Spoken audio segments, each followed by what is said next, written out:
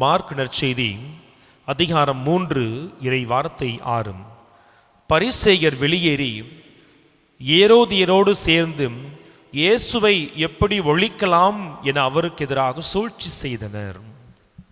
நேற்று வரை அவன் எனக்கு நண்பன், நேற்று வரை அவர்கள் எனக்கு உறவினர்கள், ஆனால் இன்று முதல் அவன் எனக்கு எதிரி, ஆகவே அவனுடைய எதிரி எனக்கு நண்பன். இந்த மனநிலையில் எத்தனை முறை நம்முடைய உறவுகளில் பலரை நாம் சூழ்ச்சி செய்து மனம் நோகடித்திருப்போம், அவரின் நற்பெயரை நாம் கெடுத்திருப்போம். எல்லாததை பொல்லாதெல்லாம் சொல்லி அவரை குறித்து உயர்வாக எண்ணிய மனிதர் மனதில் தற்பொழுது ஒரு இழிவான மட்டமான எண்ணத்தை அவர் உண்டாக்கும்படியாக செய்திருப்போம். இப்படி எனக்கு ஒருத்தரை பிடிக்கலன்னு சொல்லி சூழ்ச்சி செய்து அவரின் எதிரிகளோடு கரம் கோர்த்து நாம் ஒருவரை வீழ்த்துகிற பொழுதெல்லாம் சூழ்ச்சி என்கின்ற ஆணியை நாம் இயேசுவின் உடலில் அடித்து கொண்டுதான் இருக்கிறோம்.